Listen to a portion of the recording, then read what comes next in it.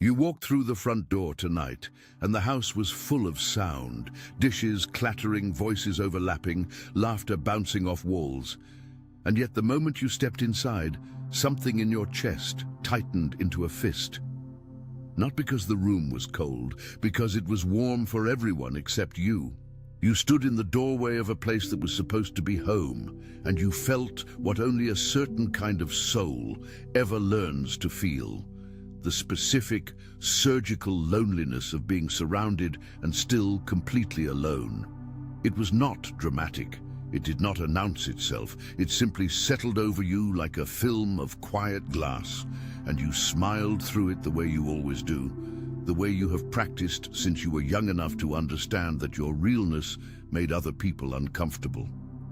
There is a dinner that lives inside your memory and refuses to leave. It might have been Thanksgiving or Christmas or just an ordinary Sunday when the family gathered and you sat in your usual chair and felt the full weight of your own invisibility pressing down on your sternum like a stone. Someone was telling a story, others were laughing, and you were there, physically, technically, legally present, but your soul was somewhere else entirely, hovering just above the table, watching the scene unfold with the detached grief of someone who has long since stopped expecting to be seen. You passed the food. You nodded at the right moments. You performed the ritual of belonging with the precision of someone who has had years to rehearse it. But your jaw was tight. Your throat was holding something back. And in the private country behind your eyes, you were asking the question that chosen ones have always asked in rooms that cannot contain them. Is something wrong with me? Nothing is wrong with you. I need you to let that sentence move through you slowly, not as a platitude, but as a diagnosis, a correction of a lie that was written into your nervous system before you were old enough to defend yourself. What you experienced at that table was not a reflection of your deficiency. It was the collision of two completely incompatible frequencies in a shared physical space. You were carrying a vibration that the room was not calibrated to receive. Your realness, your depth, your refusal to be entirely hollow in a hollow environment. These were not problems. They were evidence. Evidence that you were never built for that particular container, no matter how many years you spent trying to shrink yourself to fit inside it. That is why in the trilogy, The 3 Keys to a Prosperous Life, the link is in the pinned comment, I explain the spiritual mechanics behind why chosen ones experience this specific brand of isolation from the very people who were supposed to be their foundation. Because this loneliness you have been carrying is not an accident, and it is not a mystery. It is a pattern with a name, a cause, and most importantly, an end. Go find that material right now, because what I'm about to tell you next requires you to have the full framework so the healing can go all the way to the root instead of stopping at the surface. The shower is where you finally let it happen. When the day was too heavy and the performance of okayness had exhausted every last reserve you had, you turned the water on and you stood under it and you allowed your face to do what your face never got to do in any room where other people were watching. The tears came differently there, not the clean, cinematic kind, the heaving, animal kind, the kind that originates somewhere below language, somewhere beneath thought, in the oldest and most unguarded chamber of the human body. Your shoulders shook with the weight of a grief you could not even fully name. Your chest contracted around a wound that had no clear single origin, only the accumulated pressure of years of being subtly, persistently, daily told, through dismissals and interruptions and glazed eyes and redirected conversations, that your interior life was simply too much. That your presence was a kind of inconvenience, that the safest version of you was the quieter one, the one who asked less, expected less, revealed less. That cry under the shower was not weakness. It was your soul refusing to lie anymore.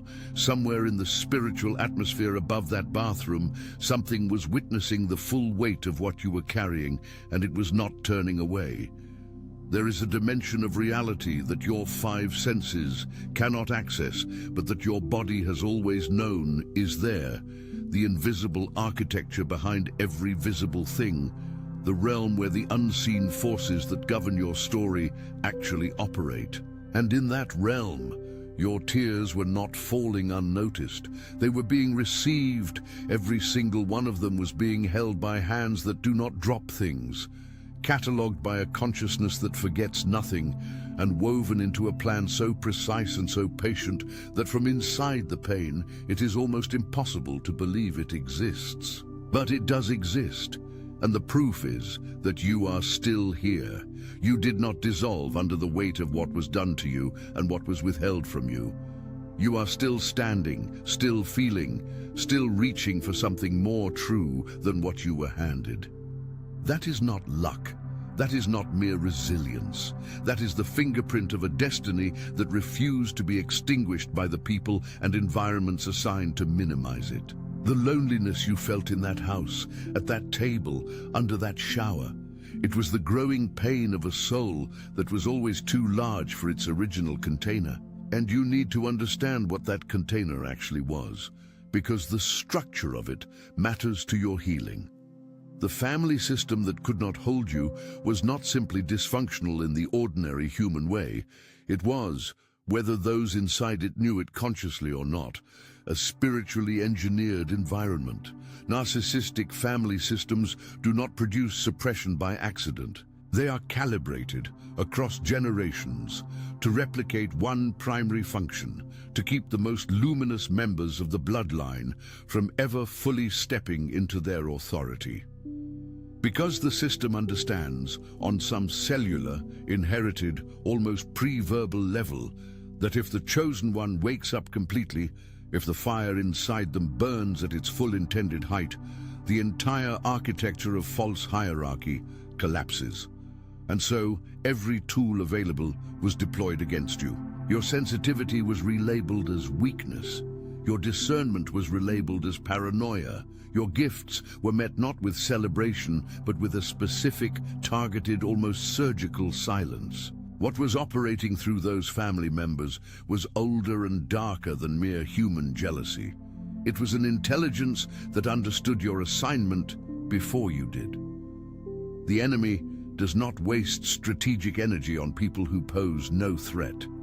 The intensity of the opposition you faced inside your own home was, in its own twisted way, a confirmation of what you carry. You do not send an army to crush a footnote. You send an army to crush a king. And the fact that the warfare began so early, so close, so personally, is itself a form of testimony. The people closest to you were the first instruments of delay because they were the most accessible, the most trusted, the most capable of making the lies feel true. But here is what the enemy miscalculated. Every instrument of delay that heaven allows to operate in a chosen one's life eventually becomes a catalyst for the very thing it was trying to prevent. Think about Joseph. Not the Sunday school version softened for children, but the real, raw, devastating sequence of what actually happened to that young man. He had dreams. He had genuine, God-given, prophetic dreams about his future and his purpose. And the people who were supposed to celebrate those dreams, his own brothers, his own blood, stripped him of his coat and threw him into a pit and sold him for 20 pieces of silver and went home and ate dinner. Let that land fully for a moment. They ate dinner while he was down there. And yet heaven was not absent from that pit. The trajectory of Joseph's destiny did not change when his brothers betrayed him. It simply changed location. The betrayal was not the end of the story. It was the corridor. It was the very passage through which his authority would eventually walk. And the brothers who meant it for evil could not stop what God had already decided. They could delay the arrival. They could not cancel the destination. David was not even invited to his own anointing. When Samuel came to Jesse's house to identify the next king of Israel, his father did not consider him worth calling in from the fields. Jesse paraded 7 sons before the prophet, and none of them were chosen. And it was only when Samuel pressed the question, "Are these all your children?" that someone remembered the youngest one, the overlooked one, the one deemed too unimportant to include in the conversation about his own destiny. But God's eyes had been on David the entire time. In the fields where no one was watching, where no one was applauding, where the only audience was the sky and the sheep and the silence, that is where God was watching most intently. Because what a chosen one does when no one is watching is the truest measurement of who they actually are. Your hidden seasons were never hidden from the one who placed the assignment inside you. They were your training ground. The wilderness that you walked through, the long stretches of silence, the seasons where the phone did not ring, where the invitations stopped coming, where you sat inside your own solitude and wondered if you had somehow fallen through the cracks of God's attention. That wilderness was not abandonment. It was the most intensive period of formation you will ever know. God does not build his most dangerous vessels in the noise and comfort of community. He builds them in the stripped-down, distraction-free, ego-dissolving environment of genuine aloneness. Every chosen one who has ever been trusted with significant kingdom assignment has walked through a wilderness season that felt, from the inside, indistinguishable from being forgotten. Moses spent 40 years in the desert before the burning bush. Elijah sat under a juniper tree and told God he had had enough. Even Jesus himself, immediately after his baptism, immediately after the voice from heaven declared his identity out loud, was led by the Spirit into 40 days of wilderness. The wilderness is not where chosen ones go to die. It is where they go to become dangerous. As I teach deeply in the material, The 3 Keys to a Prosperous Life, I left the link for you in the pinned comment. This pain is actually the signal that your next season is already forming in the spiritual realm before it manifests in the visible one. What you have been enduring is not permanent infrastructure. It is transitional pressure. And the intensity of the pressure is in direct proportion to the weight of what is coming. Go find that material and let it meet you where you actually are. Because what I am building toward in the rest of this message requires you to understand not just what you survived, but what you are being prepared to step into. You were different at every table you ever sat at, and you felt that difference in your body before you had language for it. You noticed things other people did not notice. You felt things other people did not feel. You asked questions that made adults uncomfortable when you were still a child. And instead of being told that this was a gift, instead of having someone recognize the unusual quality of your perception and give it a name and a direction, you were handed a label.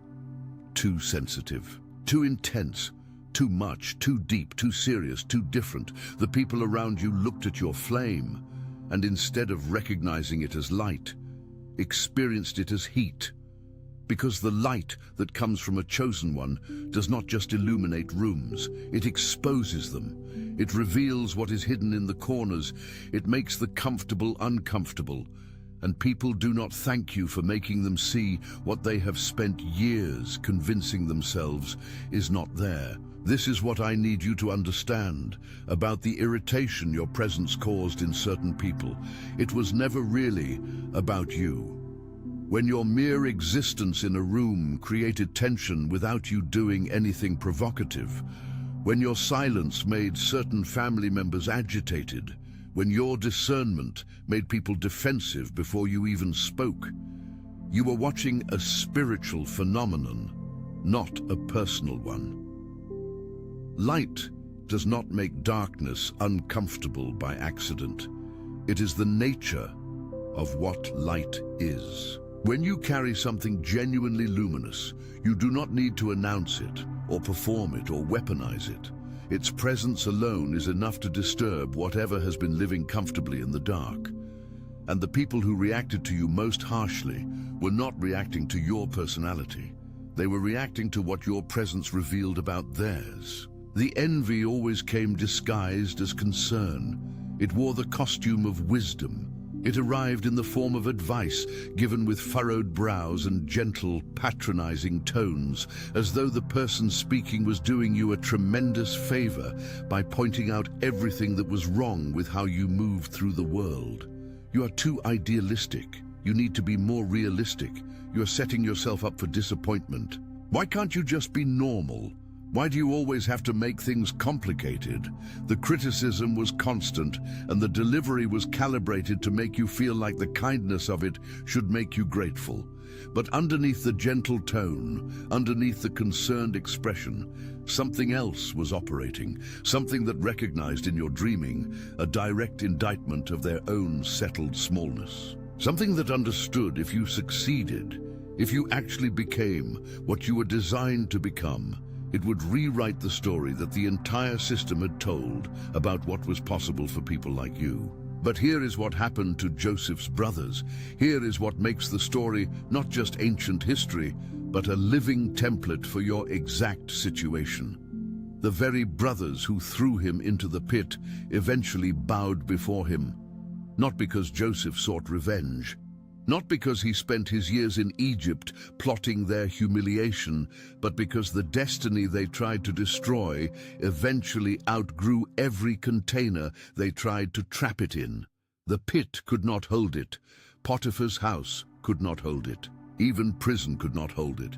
Because what God assigns, no human opposition has the final authority to cancel. The betrayal was real. The pain was real.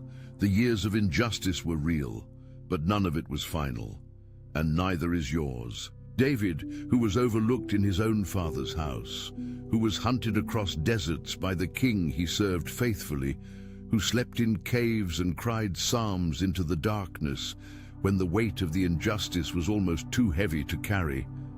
That same David wrote the words that have sustained chosen ones across 3,000 years of wilderness seasons. Though I walk through the valley of the shadow of death, I will fear no evil. He did not write that from a throne. He wrote it from a cave. He wrote it from the middle of the thing, from inside the pressure, from the place that looked like abandonment and was actually apprenticeship. And the God who was with him in the cave is the same God who has been with you in every silent, invisible, crushing season you have walked through since the first time you sat at a table and felt the glass wall go up between yourself and everyone around you. And Jesus, the one who was called a friend of sinners by the religious people who despised him, who was questioned, mocked, accused of operating by demonic power by the very spiritual leaders of his day, who was ultimately betrayed by someone who sat at his table and shared his bread. Even he knew the particular anguish of being most deeply wounded by the familiar. The people who should have recognized him most clearly were the ones most committed to his destruction. And yet even that betrayal, even that abandonment, even those hours of darkness that felt like the complete annihilation of everything, even that was not the end. It was the corridor. Every attack on your light by people who should have been its protectors has been following the same ancient pattern, and the pattern always ends the same way. What you are standing on the edge of right now is the turning of a page so significant that the enemy has been working double time to make sure you are too wounded, too guarded, too exhausted to receive it.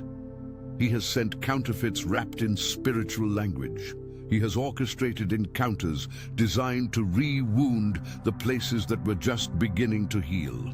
He has used your history of rejection to build a case in your nervous system that genuine connection is a fantasy, that the kind of alignment you have ached for simply does not exist for people like you, that you might as well accept the loneliness as your permanent condition, because at least it is familiar and familiar is safe. Do not believe that case. The enemy builds his strongest arguments out of your deepest fears, and the fact that he is working this hard to keep you closed is itself evidence that what is coming toward you is real. Because here is the shift that is happening right now in the invisible architecture behind your life. The season of necessary isolation is completing itself. God never designed chosen ones for permanent solitude. The wilderness was the training ground. It was never meant to be the final destination. And the thing about training grounds is that they have a graduation. There is a moment when the formation that could only happen in the stripped-down silence of aloneness is complete enough. Not perfect, never perfect, but complete enough. And the next phase of the assignment requires not just a prepared individual, but a prepared partnership. Two flames, each refined separately, each anchored in something that cannot be shaken, each carrying a piece of the assignment that the other does not carry alone. The divine partner that God is sending into your life right now is not coming to rescue you. This is the most important thing I can tell you about what is approaching, because the enemy loves to intercept this season by sending someone who feels like a rescue right when you are the most exhausted and the most desperate for relief. A rescue is counterfeit alignment. What is coming is not a rescue. What is coming is a recognition, a meeting between two people who have both been through the fire separately and come out carrying something that, when it comes into contact with what the other is carrying, produces a frequency that neither could generate alone. This is the multiplication principle of kingdom partnership. It is not addition, it is exponential. But for you to receive this without turning it into an idol, without making the other person carry the weight of all your unmet need and all your accumulated ache, and God knows how much you have ached, you needed the wilderness to do its full work in you first. You needed to find out what it felt like to be completely alone with God and survive, more than survive, to discover that the silence had a voice in it. That the solitude, as crushing as it felt, was producing something in you that nothing else could have produced. A root system so deep that when the storms of real relationship come, and they will come because the enemy does not sit quietly while two chosen ones align, you will bend, but you will not break. You will be moved, but you will not be swept away. This is the thing about the people who were removed from your life, the connections that ended, the relationships that dissolved in ways that felt like loss and sometimes felt like devastation. I need you to look at those removals through a different lens for a moment. Not the lens of grief, which is real and valid and does not need to be bypassed, but the lens of protection. Every connection that God removed from your life before it was time for it to go was a connection that, had it remained, would have slowly and quietly destroyed your assignment. Not always through dramatic violence, sometimes through the slow corrosion of constantly editing yourself to be acceptable. Sometimes through the gradual lowering of your ceiling to match the height of someone else's comfort. Sometimes simply through the ongoing investment of your most precious spiritual energy into a container that could never hold what you were pouring into it. God is not cruel when He removes people. He is surgical.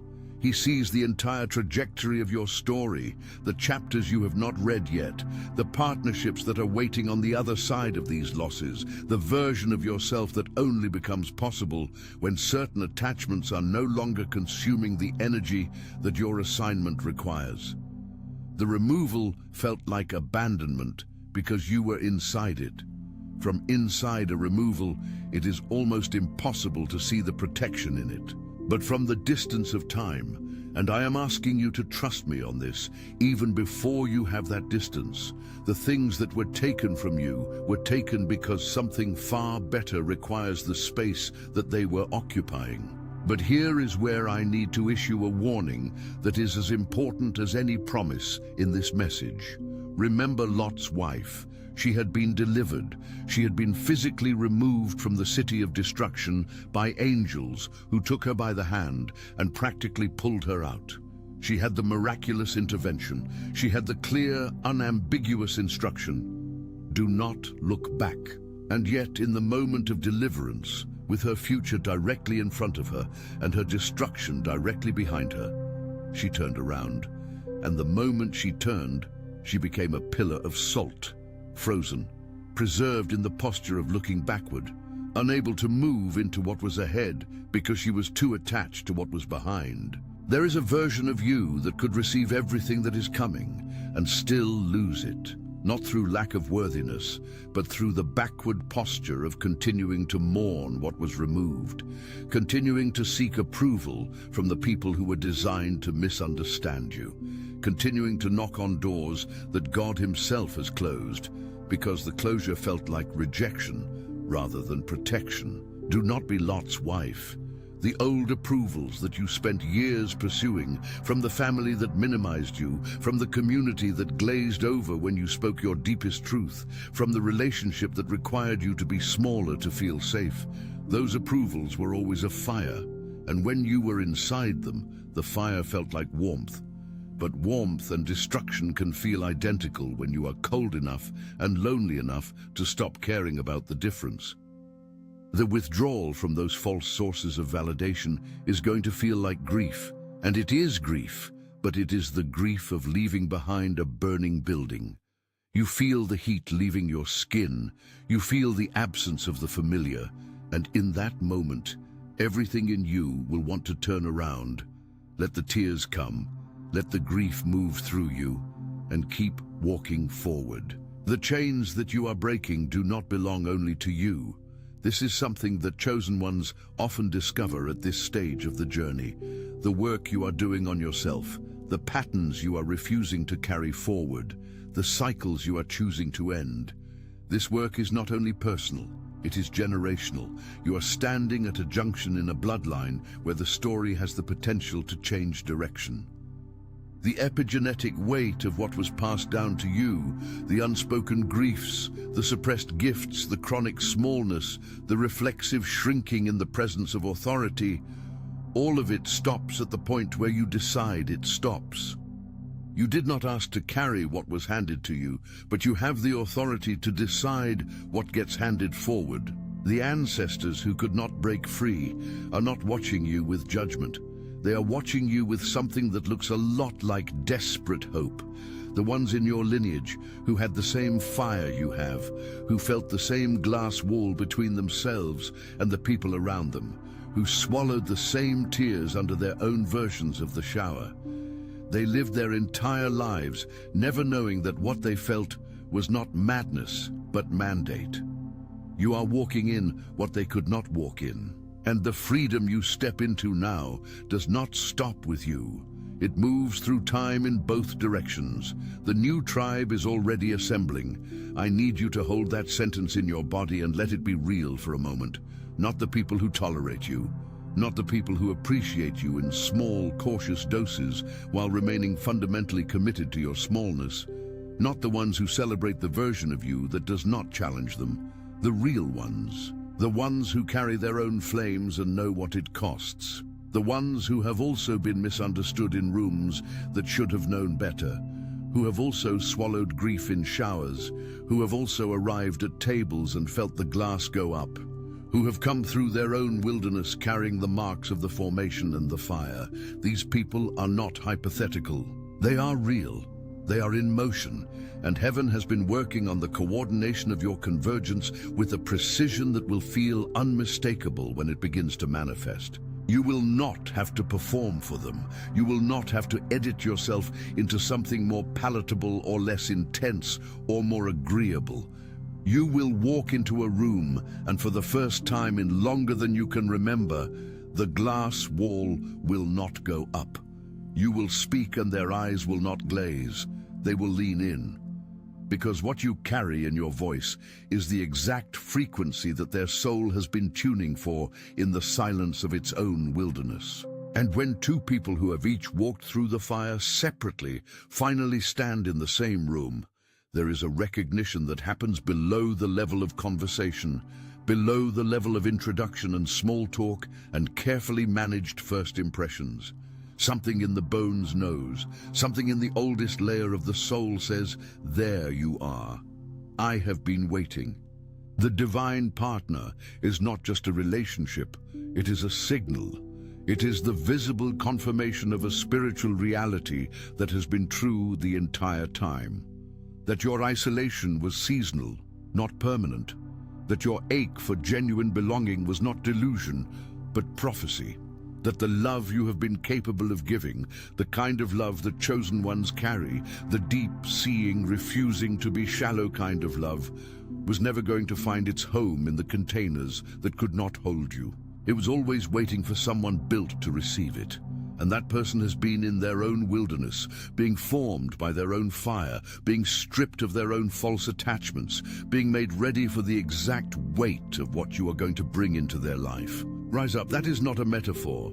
That is an instruction. Rise up out of the posture of someone waiting to be chosen and into the posture of someone who understands that they already have been.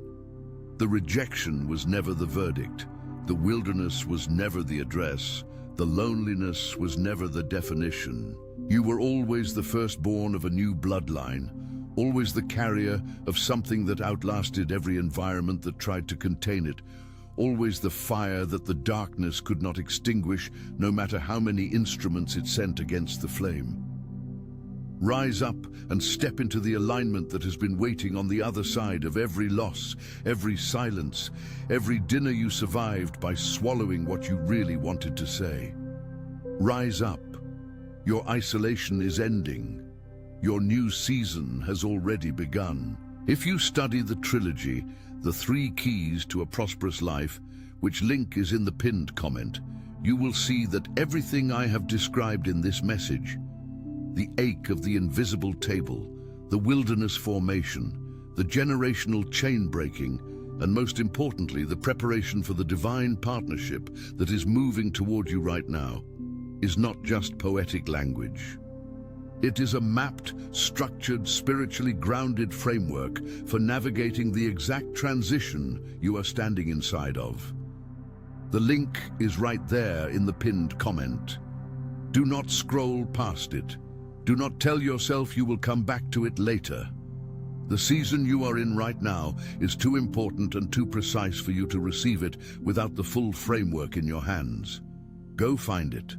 Let it meet you where you actually are. Because what God is building around you and through you and toward you deserves every tool He has prepared for this exact moment. Go find the link. Your next chapter is already written. It is time to start living it.